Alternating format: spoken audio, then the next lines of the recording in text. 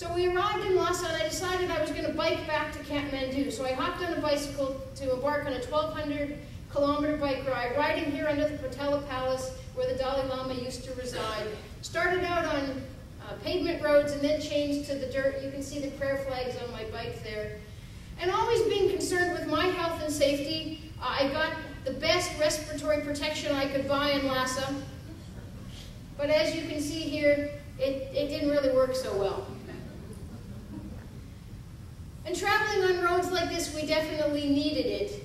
But the funny thing is, when you're biking at altitude, even a thin mask can feel almost suffocating, so you can see what I did with my protective clothing here. I was not so good.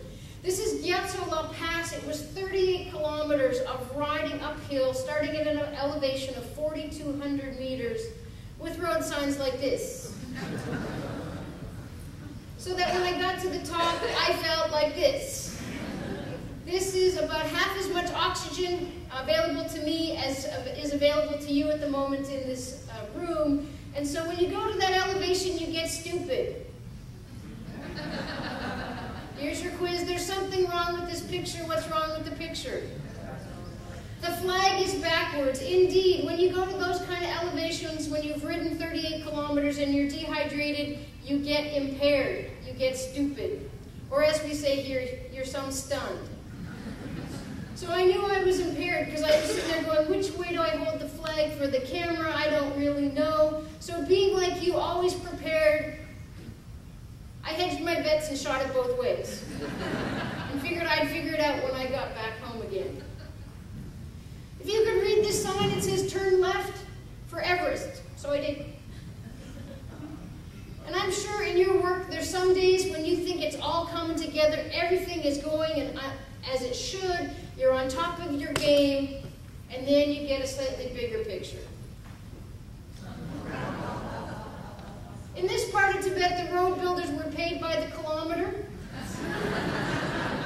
so they wanted to get paid pretty darn well. Came to this intersection where I got to choose between being in a loud ditch or the Pearl Peak Supreme Headquarters. That sounded a little better, so I turned right, and this is what I saw.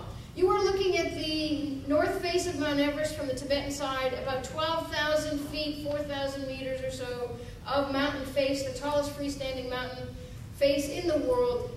Pretty famous view. And while I was there, I had the sense that that gall darn fish was doing it to me again.